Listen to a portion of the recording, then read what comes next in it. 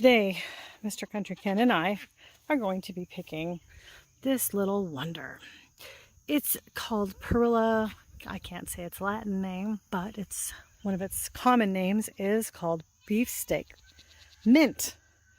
It's an invasive mint that comes from Asia, North Korea, China, that kind of place, and it's very, very invasive. It is toxic to cattle and goats, animals that are ruminants. So we've tried to remove it once before, and the issue is that it does come back. So we're going to have to catch it before it seeds. The goats generally stay away from it, but it's in their southwest pasture, and we definitely need to get it out of here. So we're pulling it by hand to hopefully eradicate it, but if you cut it down with a lawnmower, it says it takes years to eradicate. Years. This is where it's all at. It's all in this one pasture.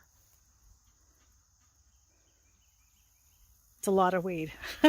It's a lot of perilla. Anyway, if you have this in your yard, you need to remove it for your animals' sake. There are uses for it, but not for my goats. So it's going to be pulled. I'm going to try to get as much done today as possible. This is what it looks like. So we're working for probably an hour. What we've decided to do is we're going to actually mow this whole pasture down, and we're going to close it to the girls. We're going to sweep up the debris, and we're going to put it in an area where they can't get to it. We'll pick the stragglers that are along the fence line that we can't get to with the mower, and hope for the best. I mean, if we have to do this year after year, a couple times a year, then we're going to do it. Picking by hand was not easy. Some of them you can't really get out, and you want to get the roots. Even though Mr. Country got the roots last year, they're still popping up. So, if I could burn this field, I would, but I can't. So, this will be a long-term project, probably for the next 2, 3, 4 years. The girls and boys can come out here before it gets all crazy. They don't really eat it. Daisy, of course, tried it, and I had to kick them all out. But yeah, you don't really want them eating perilla. So we're gonna mow, sweep, dump, and maybe burn then. There are no flowers, so that is a good thing. But this is just too much for a couple of people to be pulling. I would get Logan out here, but he's only 3.5, and my other kids are working. So anyway, I'll update with a little bit of mow and sweep maybe in a little bit, but I gotta move the goats inside to get the mower in here.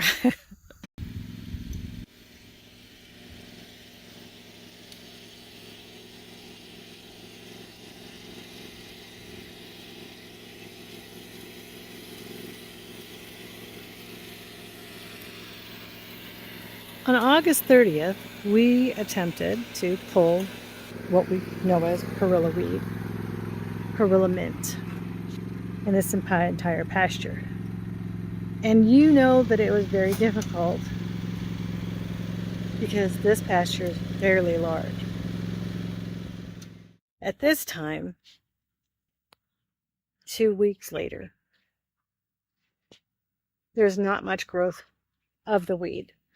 We've got to keep an eye on it. The reason why we pull the weed is because we have goats. We have goats.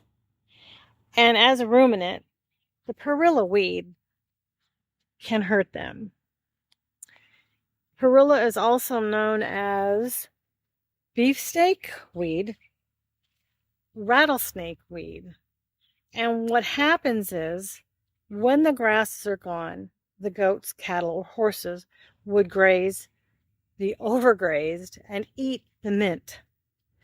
which creates a breathing problem for the animals. So, since this is such an invasive weed, we decided to cut it down and close the pasture. Even though it might seem small to you, it's a good sized lot for them to eat the grasses naturally, and it helps keep them happy and healthy. Most Perilla will appear in shaded areas where there could be standing water along fence lines. It'll grow 2 feet tall, have white flowers, and that's when it's the most toxic to ruminant animals. Cows have been known to die from eating it, so has horses, and so has goats and sheep. If you can, you've got to get that weed out. It's so invasive. What started as a small patch by this tree a couple of years ago ended up being from this tree all the way over here. Do your due diligence, especially with plants that are going to be around your livestock. Some livestock can't tolerate things like lilies or jasmine or hydrangeas. They can't eat it. So you've got to make sure that you are always researching what you're planting or what could be in your fields. What we're going to be doing is we're going to be mowing again and again and again, as long as it takes to eradicate the weed so my goats stay healthy. I hope this was informative for you and that you enjoyed it and that you understand. And if you don't or you have questions, don't hesitate. Drop me a line. I'll be happy to help you research it, because we don't want animals getting hurt. We want them to be happy and thriving. Thank you for watching. This is Mrs. Country Ken at 4 a.m. Farms. Have a good day.